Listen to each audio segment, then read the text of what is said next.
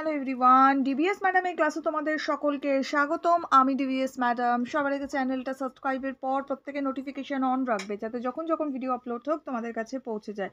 আলোচনার বিষয় ষষ্ঠ শ্রেণীর জিওগ্রাফির আমরা 9 নম্বর স্কুলের প্রশ্নপত্র সলভ করব। এর আগেরগুলো সব হয়ে গেছে, প্লেলিস্ট ভিজিট করো, পেয়ে যাবে। এছাড়া লাইন ভিত্তিক পড়া, হাতে কলমে প্রশ্ন উত্তর, চ্যাপ্টারে গুরুত্বপূর্ণ প্রশ্ন উত্তর সব করিয়ে দিয়েছি। ঠিক আছে, শুরু করা যাক। ভিডিওটা লাইক শেয়ার করো যাতে নিজেদের ভিডিওটা বেশি পাও। নেক্সট প্রশ্ন দেখো কি বলেছে। বলছে সঠিক উত্তর নির্বাচন করো। আকাশগঙ্গা হলো একটি নীহারিকা, ছায়াপথ, নাকি নক্ষত্রপুঞ্জ, নাকি গ্রহাণুপুঞ্জ? তাহলে আকাশগঙ্গাটা কি আছে না, আমরা জানি এটা একটা ছায়াপথ, সো আমরা লিখবো হচ্ছে ছায়াপথ। সরি। পরের প্রশ্ন বলেছে পৃথিবীর আকৃতি কমলা লেবুর মতো, কারণ এটি সূর্যের চারিদিকে ঘোরে। এখানে অনেক পাহাড় পর্বত আছে। এটি নিজের অক্ষের চারিদিকে ঘোরে। এটা নিজের অক্ষের চারিদিকে ঘোরে, এটাই আমরা করব। নেক্সট পরেরটা আমাদের বলেছে যে পৃথিবীর আবর্তন গতি সবচেয়ে বেশি হবে 55 ডিগ্রি উত্তর। পৃথিবীর আবর্তন গতি সবচেয়ে বেশি হবে, আচ্ছা, 55 ডিগ্রি উত্তর, 35 ডিগ্রি দক্ষিণ, 85 ডিগ্রি দক্ষিণ, 15 ডিগ্রি উত্তর অক্ষাংশে। এটা হবে 15 ডিগ্রি উত্তর অক্ষাংশে।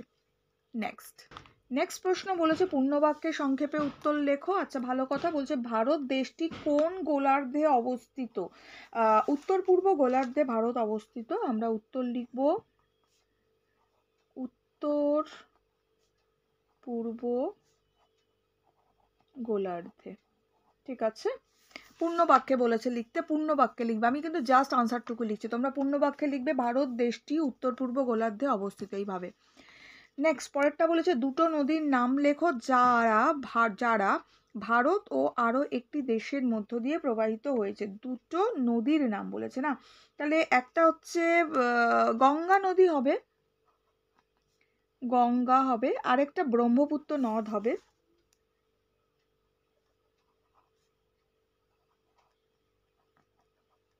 ব্রহ্মপুত্র, ঠিক আছে, এই দুটো লিখে দেবো। নেক্সট পরের প্রশ্নে যাব। পরের প্রশ্ন বলেছে সংক্ষেপে উত্তর লেখো। বলছে হিমালয় পার্বত্য অঞ্চলে জনবসতি কম হওয়ার দুটি কারণ লেখার জন্য দিয়েছে। আচ্ছা, হিমালয় পার্বত্য অঞ্চলে জনবসতি কম হওয়ার দুটি কারণ, দাঁড়াও বই থেকে দেখিয়ে দিই। দেখো, আমরা আমাদের পাঠ্য বইটায় যাব। পাঠ্য বইয়ের লাস্টের দিকে এদিকে পাবো, হ্যাঁ এদিকেই পাবো আমরা।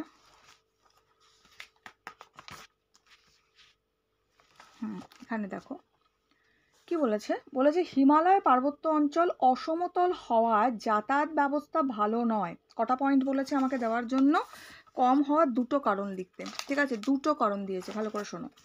বলছে হিমালয় পার্বত্য অঞ্চল অসমতল হওয়ায় যাতায়াত ব্যবস্থা ভালো নয়, একটা কারণ দিলাম। এছাড়া প্রচণ্ড ঠান্ডার জন্য বেঁচে থাকা খুবই কষ্টকর, এটা একটা, দুটো পয়েন্ট হয়ে যাবে। পাথুরে মাটির জন্য চাষবাস ভালো হয় না, তিনটে। ফলে এখানের মানুষের বসবাস তুলনামূলক কম। ঠিক আছে, তো তিনটে পয়েন্ট এখানে কিন্তু অলরেডি দেওয়া আছে, আমরা এই তিনটেই তুলে দেবে। দুটো বলেছে, একটা পয়েন্টের মধ্যে দুটো পয়েন্ট দিয়ে দেবে। ঠিক আছে, যে প্রচণ্ড ঠান্ডার জন্য বেঁচে থাকা খুব কষ্টকর, পাথুরে মাটি হওয়ার জন্য চাষবাস ভালো হয় না, বাস একসঙ্গে এটা দিয়ে দেবে। ঠিক আছে, তাহলে পুরোটাই লেখা হয়ে যাবে।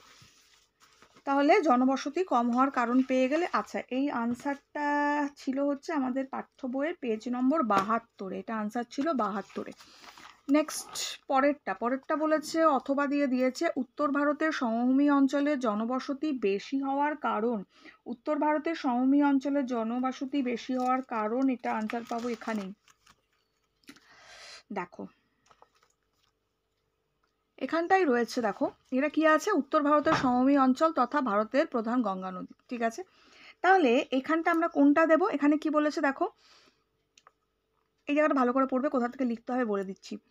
বলছে পাঞ্জাব, হরিয়ানা, উত্তরপ্রদেশ, বিহার, পাঞ্জাব, অসম এই রাজ্যগুলোর মধ্যে সমভূমির সৃষ্টি হয়েছে। কোথায় না, উত্তর ভারতে। সিন্ধু, গঙ্গা ও ব্রহ্মপুত্রের এই সমভূমি অঞ্চলের প্রধান নদ নদী। ওকে, মানে তিনটে সমভূমির প্রধান নদ নদী। এই নদীগুলো হিমালয়ের পার্বত্য অঞ্চল থেকে নুড়ি পাথর বয়ে এনে এই সমভূমির সৃষ্টি করেছে, মানে উত্তর ভারতের সমভূমির সৃষ্টি হয়েছে। দেখো এবার, এই নদীগঠিত সমভূমি অঞ্চলে মাটি খুব উর্বর হলো, তাই চাষবাস খুব ভালো হয়। সমতল ভূমি হওয়ায় যাতায়াত ব্যবস্থা ভালো, এই কারণে এখানে প্রচুর মানুষ বাস করে। তাহলে উত্তর ভারতের সমভূমি অঞ্চলের জনবসতি বেশি হওয়ার দুটো কারণ কি পেয়ে গেলাম, কি পেলাম আমরা না বলতে পারবো এটা এই উত্তর ভারতের সমভূমি অঞ্চল নদী গঠিত সমভূমি অঞ্চল, এখানের মাটি খুব উর্বর, তাই মাটি উর্বর হওয়ার কারণে চাষবাস খুব ভালো হয়। গুছিয়ে এভাবে লিখবে, চাষবাস খুব ভালো হয়।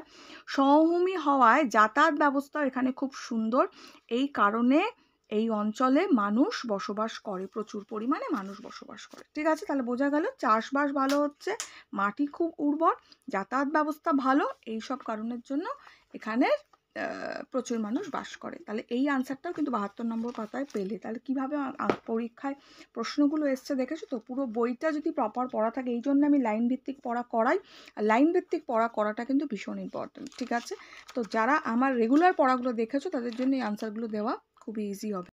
পরের প্রশ্ন আমাদের বলেছে নিচের প্রশ্নগুলো যথাযথ উত্তর দাও। অক্ষরেখা, দাগিমা রেখা, তিনটে পার্থক্য। এগেন এই প্রশ্নটা প্রতিটা পেপারে এসেছে, অক্ষরেখা দাগিমা রেখার পার্থক্য। ওকে, আমার তো পেজ বলতে বলতে মুখস্থ হয়ে গেল। তো যাই হোক, এইখানটা পাবে।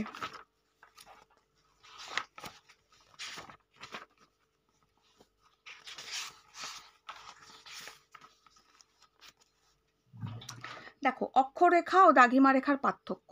ওকে, এই জায়গাটা দিয়ে দেবে। আমি অলরেডি এর আগের ভিডিওগুলোতে বলেছি, আর আমি ডিসকাশন করলাম না। এইখানটা বলে দিচ্ছি। এখানটা কি লিখেছি দেখা বোধহয় যাচ্ছে না ঠিক মতো। লিখেছি হচ্ছে পৃথিবীর উত্তর থেকে দক্ষিণে, আর এটা পৃথিবীর পূর্ব থেকে পশ্চিমে। যা আছে পার্ট বাই পার্ট দিয়ে দেবে। ওকে, ক্লিয়ার? অক্ষরেখা দাগিমা রেখার পার্থক্য। নেক্সট পরেরটা, এই আগের আনসারটা কোথায় পেলাম, কত নম্বর পাতায় ছিল? 23 নম্বর পাতা। নেক্সট বলেছে নিরক্ষীয় তল কাকে বলে? নিরক্ষরেখা বা বিষুবরেখা ছাড়া দুটি গুরুত্বপূর্ণ অক্ষরেখার নাম ও তাদের মান সহ লেখো। আচ্ছা, আরেকবার পড়ব। নিরক্ষীয় তল কাকে বলে? নিরক্ষরেখা আর বিষুবরেখা ছাড়া দুটি গুরুত্বপূর্ণ অক্ষরেখার নাম আর তাদের মান সহ আমাদেরকে লিখতে বলেছে। ঠিক আছে, ভালো কথা, এটাও বইতেই আমরা পাবো। এইটা দেখো, নিরক্ষরেখার উত্তরে রয়েছে কর্কটক্রান্তি রেখা 23.5 ডিগ্রি উত্তর, সুমেরু বৃত্তরেখা 63 ডিগ্রি উত্তর।